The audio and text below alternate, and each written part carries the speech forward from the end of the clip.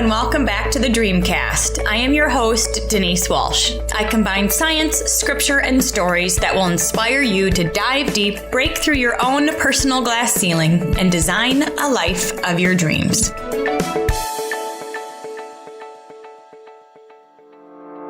Do you feel like you've not been able to make headway in achieving your goals?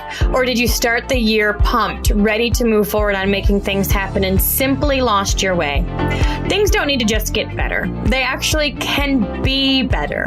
In Design Your Dream Life, I'll show you a proven pathway to take you from where you are now to a life filled with joy, wholeness, success, and fulfillment. I'll give you the keys to not just developing a plan, but taking massive empowered action to make your dreams a reality. Turn roadblocks into stepping stones and leverage the power of gratitude and forgiveness. Let's face it, taking massive empowered action and making your dreams a reality isn't always easy. So I'll be there with you every step of the way. Visit dreamlifetoolkit.com to purchase your copy of Design Your Dream Life, obtain resources, and join our free community. Again, that's dreamlifetoolkit.com. Big welcome back to the Dreamcast. Our next guest is a pioneering spiritual psychologist whose evolutionary stand, speak, shine method transforms women into authentically embodied and empowered feminine leaders. We all need that, right? In the midst of life being kind of chaotic and all these different roles pulling at us, an authentic, embodied, and empowered feminine leader sounds like a great place to be. She is a mother of 6, author, international speaker, and host of the Women Seeking Wholeness podcast. She is passionately driven to guide women influencers to heal, express, and create using the new feminine leadership paradigm. She has earned her degrees in psychology and sociology and held group therapy positions in a psychiatric facility, a teen behavioral facility, and an addiction recovery center. My goodness, I'm super excited to welcome Cherie Burton to the Dreamcast. Thanks, Denise. I'm glad to be here. You have worn a lot of hats, mom and business owner, and I know you've pivoted throughout the years. So before we go into what you're doing now, I would love to hear a little bit about how you got here. Yeah, wow. Well, I'm 50, almost 52. So I lived a lot of years on the planet, I feel like. And, to hit the highlights, one of my biggest pain points was being born into a family line with severe mental illness. So on my dad's side, his sister committed suicide when she was 32 and left behind her 3-year-old son in her suicide letter for my parents to raise. So my parents had 6 children and we raised him as the 7th child in the family. And then on my mother's side, she's had a lot of cousins commit suicide. My mother herself has struggled with depression. Bless her heart, she was a saint of a mother, still is. But it's just been something that she's grappled with. So when 2 people get married and start to produce offspring with that kind of a genetic predisposition, so of the 7 children, and I include my cousin in this, that my parents adopted, of the 7 children my parents had, all of them have been diagnosed with bipolar at one stage, except for myself and one other sibling. So where it really hit closest to home, I was in my mid-30s. My sister, really close in age to me, that's 2 years younger. I have a sister a year older and a sister 2 years younger. They're both bipolar. And I had already gotten my psych degree. I was already on the path to try to, I think on the subconscious level, fix my family lines. I don't know, I just have that warrior in me of I've got to crack this code. And again, it wasn't even completely conscious that that's what I was doing. I just intuitively knew that I wanted to understand human behavior. But where it hit closest to home is when my sister at age 34, so I would have been 36, she took her life. She had 5 children. And so at the time of her death, her kids ranged in age from 2 to 12. And I was actually Mrs. Utah at that time. I held that title. And so the Utah Attorney General's office asked me to sit on the State Suicide Prevention Council and represent state suicide survivors because of my background in psych and because of my public role as Mrs. Utah. So it was so devastating to our family to lose my sister. It's been 15 years and we're still healing. And it was literal shock and trauma to lose her. And her children they have struggled, and they are, learning their own life lessons and not being, without their mother. But for me as a mother, I just knew that I did not want this familial pattern to persist. And, the children that I had 3 children at the time. My sister and I have 5 now. Actually, I have 6 kids. Okay. I forget. I have a married daughter, 2 grandchildren, 2 little baby boys, and 3 college kids and 2 elementary kids. So I'm looking at all of my children going, no, like it stops here.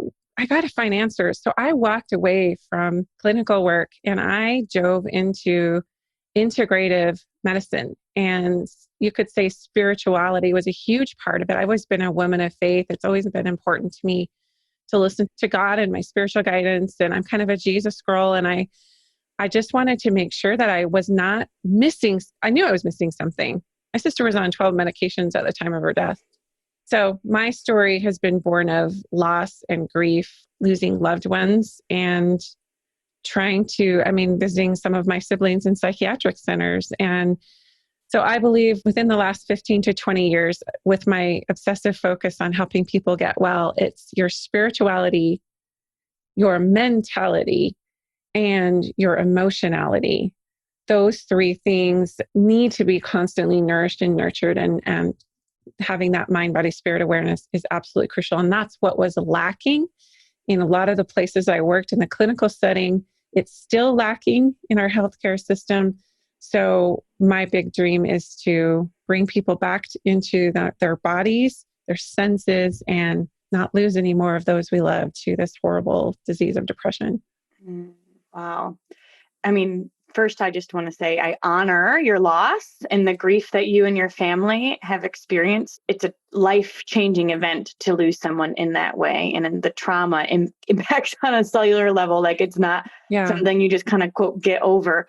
And I love that mess. And you really have dove into using that negative experience and using it for good, because that's truly how you can shift and impact other people. And what I think is interesting is you said your sister was on 15 medications, diagnosed with bipolar, I'm guessing, some sort of treatment. She wasn't necessarily, if you're on medication, you're being followed by a doctor or psychiatrist or psychologist, and the system wasn't working for her. No, and some of it was, there was just a lot of self-loathing. And I don't know that there's a medication that can fix that. I know there's not. Oftentimes, these medications can create a zombie-like effect for high creatives, which she was, but we need them. I think that my belief now is that if somebody is going to use psychotropics or SSRIs or any of these medications, that they need to also use cleansing and chemical support of the earth, natural tools to offset the side effects. My sister was not herself when she passed away. And she actually overdosed in a hotel room, and she used a drug that she overdosed on a drug that she used to manage her bipolar symptoms, which isn't an addictive substance, but in her suicide on letter, a pharmaceutical. Yeah.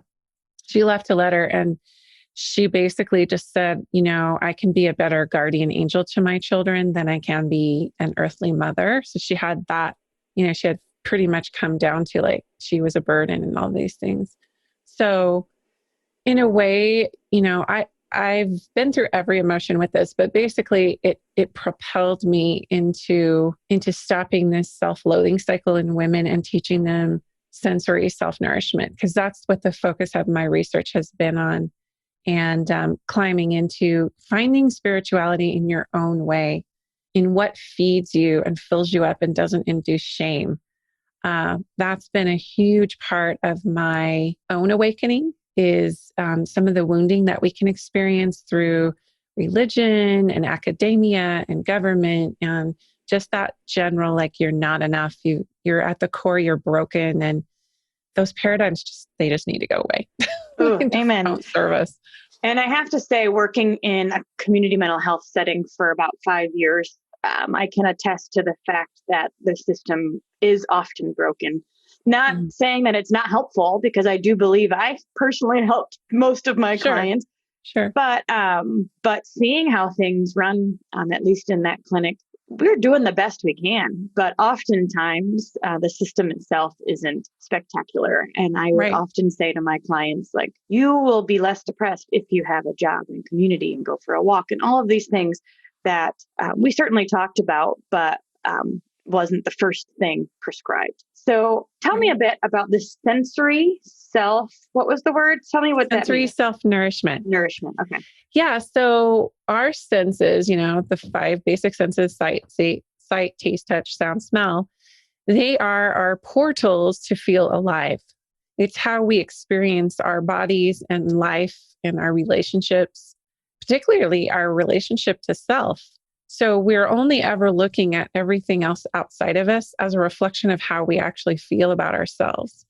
So, I've been married 25 years, and my husband and I have been through a lot of reflecting back to each other, like our own insecurities and our own painful backgrounds and different things. And it's come down to just, I own me. I am a sovereign being.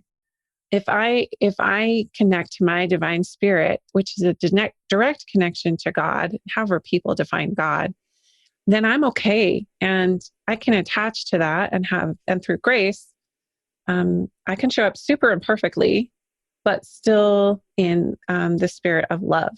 So for me, it's just been this evolution of finding that happy balance. But I forgot your question because it took me down a rabbit hole. Yeah, I love that. Well, the senses. Yeah. Yes. So the senses help us feel spirit. They help us feel God. They bring us back into our bodies. Sometimes we just disassociate and we reject our bodies. We reject ourselves. We go into self-loathing. We go into self-doubt. And if we want to stay grounded and connected and in the present, which is where all our power is, we use our senses as portals to help us do that.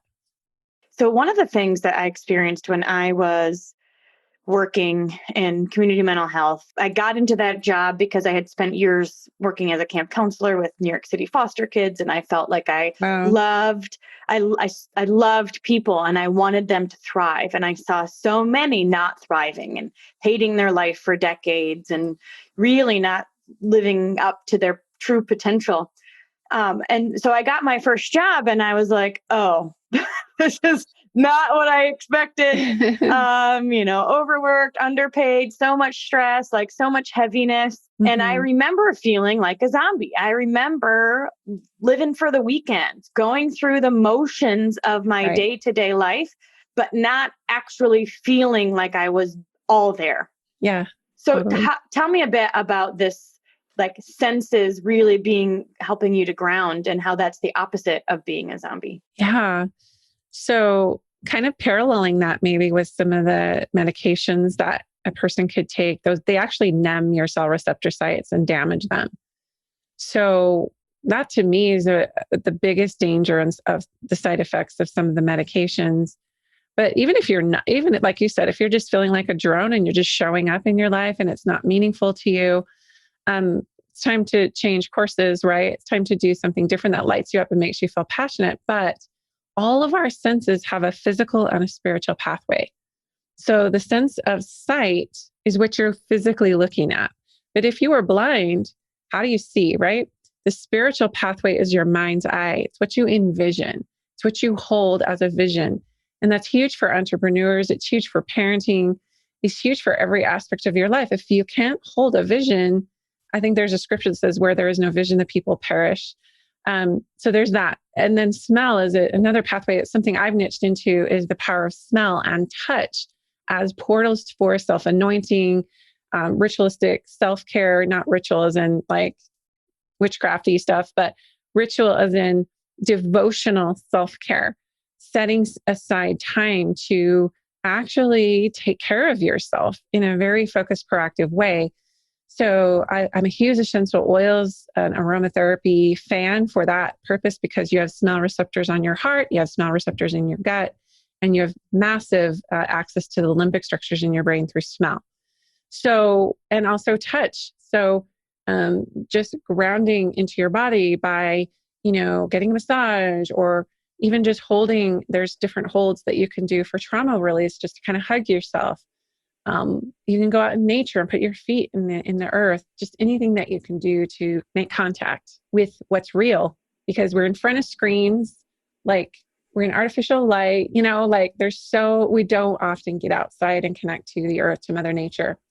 So all of the senses, again, they have a physical aspect to them and a spiritual. So like the spiritual aspect of taste is speaking.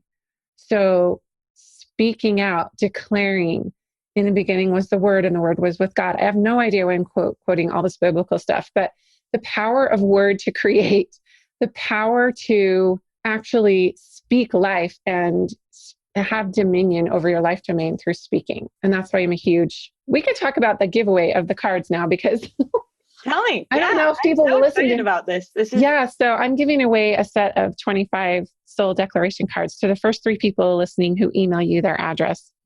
And it's just a fun multisensory, pairing of your senses with declaring. And so one side is affirmations and one side is afformations, which is a way to trick your subconscious and ask a question as if it's already happened.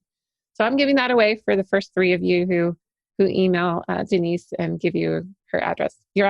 Yay. Go to the show notes, you guys, and you'll see my email address, and email me and let us know that you want these cards sent to you. What a blessing. And so on one side, it's an affirmation that you speak life over yourself. And tell me the second side. Yeah. So affirmations is you're forming.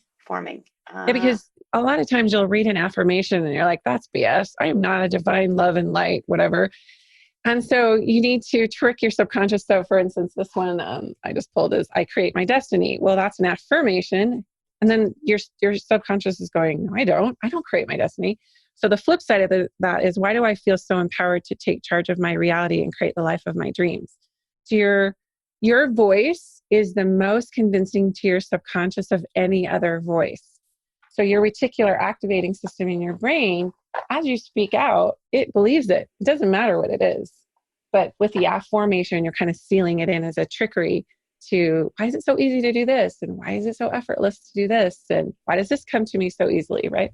So when you read that question, I immediately started thinking of an answer. I started thinking, oh, well, I create the life I desire because of, and I think that's a cool part of saying an affirmation in a question form, is because your body will seek to answer that question. Yeah. And that just really your logic deepens. Brain. Yeah. Your logic brain. Yeah. But your heart is intuiting a different response. I love it. That's really cool. Well, thank you for shipping those out to 3 of our listeners. Sure. You guys, the sensory self-nourishment is just another, I love the way that you're able to say that it's physical and spiritual. And because sometimes we disconnect, or we don't think that it's connect. We think that we're just here, and then our spirit is our spirit, and we don't quite understand how they are all connected. And you said spiritual, mental, and emotional. So tell me a little bit about how all 3 of those combined are powerful. Yeah. So they're all kind of married. They're all connected. When you don't feel well physically, you don't feel well emotionally and mentally, or spiritually. Like if you feel like you're going to, like if you feel like if you have the flu really, really, really bad, you're going to disconnect from everything just to get better. So it's almost a survival, right? And then if you're feeling off spiritually, I know everyone has different spiritual beliefs and all spirituality really is connecting into your own divine soul. So when you're disconnected from your own divine soul, you experience a spiritual disconnection, which means you're going to feel a little physically off and your emotions are going to be all over the map. So we see this kind of triangular, and socially is part of that. But if you want to really be strong in your relationships and be a feminine power magnet and a strong leader and a great mother and all of these things, but you're not addressing that triangle, there's no way that you can show up socially in the way that you desire or the way that people can experience you more fully until these things are addressed. So I say always start with physical. I know that might seem a little off to some people, but you have a human body. And if you just always are about, I'm so spiritual, I'm amazing, but you don't nourish your actual cells, tissue, body, breath, etc., there's no way you're going to have the energy to do the spiritual practices. So they both feed on each other, but I always say, take care of your physical body first thing in the morning and all through the day and last thing at night. And when you do that, you feel more alive. Your energy is more enhanced. Your frequency and vibration is buzzing when you are taking care of your physical body. Why do you think so many strong women who identify themselves as competent, but underneath feel lost, empty, or disconnected? Yeah. It's because they've lost their own power and their own ability to connect within. I call it the queendom, the inner queendom. And it's just about resting back into yourself and really coming to rest and listening, deep listening. Breath is a big part of that. But strong women feel disconnected because we're so out doing so many things outside of us, like running our business, helping our kids, serving our community, serving in church, volunteering at the school. Like we're not, even if we're not doing any of those things, our first go-to, this is where men and women are different. Men do it. Like if they have a need, they'll just go fill it. And they don't even think twice about what's happening over here. Women outsource. We outsource our inner authority. We outsource our power. We outsource our worth. And we outsource our energy by taking care of everything around us. And that's so depletion. That depletes us at the soul level, not just the physical level. So strong women do that. And weak women do that. Every woman does that. But when you're a go-getter, an achiever, and you're an entrepreneur and all these things, and you're checking all the boxes, but you feel like crap.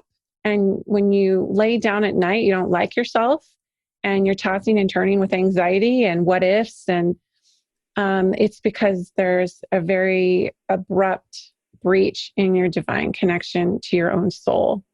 So fostering all those physical things, but also noticing and nourishing yourself and noticing how you feel in your body. That's huge. So how would somebody reconnect in a way that allows them to feel inspired and, really, truly confident in their own skin again? Yeah. So it comes back to the senses. It comes back to grounding into, what are you looking at? What are you focusing on? What are you smelling? What can you smell? How can you anchor yourself with your senses? How can you ground into the earth? So those things bring us back into who we actually are. And for women who are entrepreneurs or they're venturing onto the entrepreneurial path, it's really intense at first to try to balance everything. And so your first and most sacred obligation is to your own body and your own spirit. And then from there, you become this beautiful, your presence is magnified. And then people you're literally attractive at the energetic level to people. And it's not necessarily what you're saying. It's how you move and your way of being that will attract people to want to hitch to your wagon, so to speak. I love that. I often say be before you do. If we get up and we just do, and I can give you all the scripts and you can take all this action, but if we don't be before we do, then the action is sometimes fruitless. But if we have that connection, if we have that quiet time in the morning, if we've journaled, if we've gone for a walk, if we've done some of those things that keep us connected on a daily basis, that same action will have a much greater reward because of the connectivity while you're doing it. Absolutely. And there's this word I love, sensual. Now, everyone thinks it's about sexuality. It's not. It's living in your senses. And if you are a sensual person, that means you're open, you love your life, you feel good in your skin, you're enjoying yourself, you're enjoying life. So it's about taking in through your senses, taking life in. And that kind of sensual way of being is part of that feminine magnetism that draws people into us. It's like, why would people want to follow you if you're like super depressed and negative and you feel crappy? And I mean, we all go through those phases anyway as humans, but I'm just saying, just be, like you said, it's the being, not the doing, that makes makes people want to, like, what does she have? What is it about her? Like, yeah, what's her secret? What are you doing? What are your secrets? Yeah. For sure. And you are a mom. I mean, you've raised and are raising 6 kids, and now grandchildren are added to the family. And you've also have a lot of different passions. You've built businesses and you've expanded and learned and grown. So tell me a little bit about how a mom who's like, I love being a mom, but I also have these other interests and these passions that I want to pursue. Right.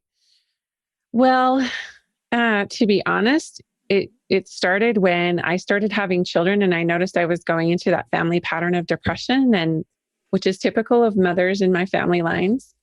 And I'm like, wait, no. And I had the psychology training already, but when you're so close to it, you don't really, and it wasn't my traditional training that would have helped me anyway. But I just got really feisty. I got feisty for myself.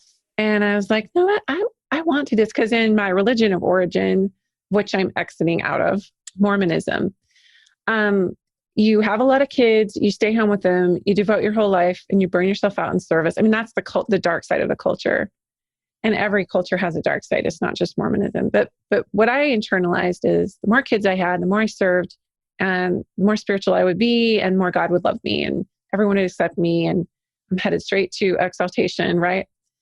But actually, for me, the feistiness came in with listening to my own soul, not my authorities, not my peers, not my fellow moms, not my family even, and my husband is amazing and we have a very strong marriage. But even him, as much as he loves me, I had to go within and get my own knowing. And when I claimed that, it all changed. It all changed because God was speaking directly to me. I didn't have to go through a person or a program or an organization or a community. It was like, nope, this is for you. This is what you should do. So I got feisty and I just brought my kids along for the ride. My kids were raised with seeing a mom in business and traveling all over the world. And we've lived throughout the world. My kids have done humanitarian service throughout the world. And at least the older ones have. And so that feisty inner goddess of like, hey, I'm doing this. Okay. This is me. This is how I want to roll. And I love business. I love the concept of a woman having wealth. And again, that was something I had to bust through because I was raised in poverty and I had people around me in my community telling me that it wasn't spiritually centered to have that kind of a mentality. And you became a teacher of this divine feminine, helping moms really tap into that intuition, trust it, and then take action with the full knowing, which means they're kind of radiating out to others.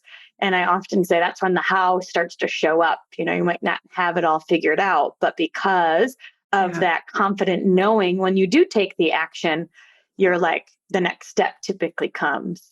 So what is the program or thing you're working on now that you are the most excited about? Well, I have a Stand, Speak, Shine school that I run every January, but right now I've just launched this Feminine Boss School and it's only $97 and it's just a 12-week like deep dive into balancing your entrepreneurial and passions and finding your soul path and balancing it with all the roles, particularly motherhood, and staying spiritually aligned and listening to the call of your heart. So even though it's called Feminine Boss School, it is the feminine way of doing business. It's very much coming from my experience of what I've walked through and my learning curve of raising children and running an international business, but also just my walk as a woman and what I have found to fill me up and fuel me in this path. So you can just go to feminineBossSchool.com and check that out. I love it. It's just, I could talk about that for hours and hours and hours and like lose track of time. It's just, I know there's so many women right now who are feeling that call to just show up and have an impact in the world, be an influencer in their own way. They're having trouble mapping out what that looks like for them. And they're afraid that all their other roles and responsibilities are going to be compromised. When in fact, the opposite is true. When you show up as you, and you say yes to your soul path, everyone around you is edified. It gets messy at first. You know this, Denise. You run a business. You know things go out of whack. But it's only for a season. It's like creation's messy. It's always messy. You know. So yeah, I just love that there's so many women waking up to that right now. And when I started as an entrepreneur, 15, 20 years ago, it was like not as socially accepted or known, or like I had to bust through a lot of barriers to get to that space. Now there are masses and masses of women who we need more entrepreneurial women. Well, and it's true. I think a lot of times we think we have to choose. I'm either going to be a great mom or great in my business. And we don't feel like we truly can have both. So I love that you've created a program that speaks to both as being important and honored and, a priority. And you really can thrive in all areas of your life. We might just need some support and learn a few new skills and be sure that we have that space to stay centered and connected as we do it. You can have it all. It's just some things have to go to the wayside and you have to prioritize. And we're just in that season of abundance right now. It looks like everything's coming down, which it is, our world, but it's making space for something new. And women are a huge part of that. I love it.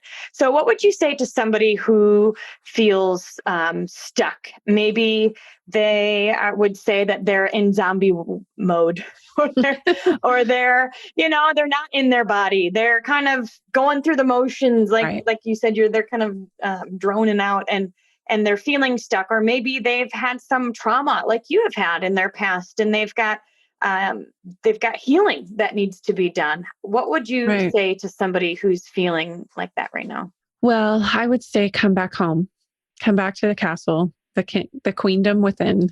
I'm going biblical again, but even Jesus said, the kingdom of heaven is within you. The kingdom of God is within you. It doesn't come by observation. It doesn't come out here. It's in here. So finding that inner queendom or kingdom for you through breath, through self-nurturing, through play, through Mother Nature. I love yoga. I'm not super consistent with it. My daughter and I did a 200-hour yoga teacher training. It just blew our minds. This yogic science of being in your body. And so anything that you can do to get embodied and not check out is going to increase your feminine power exponentially. So when I hear a woman kind of zoning out, there's a vacancy sometimes that you can see on someone's countenance and in their eyes. And it's so sad to me because I've been there. And really it's you flip the light switch on in her mind and body when you give her permission to follow her heart, not what is being dictated to her, not what she is being told. That vacancy will go away. Amen. Amen. Well, thank you so much for sharing your wisdom and experience today. I love that you have taken your traumas, you've healed yourself, and now you're continuing to offer that to the world around you, because so many of us, especially this year, we're kind of going through a collective trauma right now. And this year has impacted us all differently, yet we're all impacted. And so I often say when you go through a collective trauma, we get to go through a collective healing. And you have a free healing kit that we can send out to anybody who goes to standspeakshine.com. That link will be in the show notes below. And it says here to learn how to land in your body, heal your emotions, and develop actual self-love using all of your senses. So if you guys want to deep dive into more of this, check out the free healing kit at standspeakshine.com. So thank you so much. Thank you, Denise. This was lovely. Thank you. Thanks so much for hanging out with us today. I want to hear your aha moment from today's amazing episode. If you could leave a review at whatever podcast player you choose to listen from, Apple Podcast, Castbox, Spotify, YouTube, wherever you're listening from, leave a review and share with us your favorite part of today's episode. Thanks for hanging out, and remember to dream big.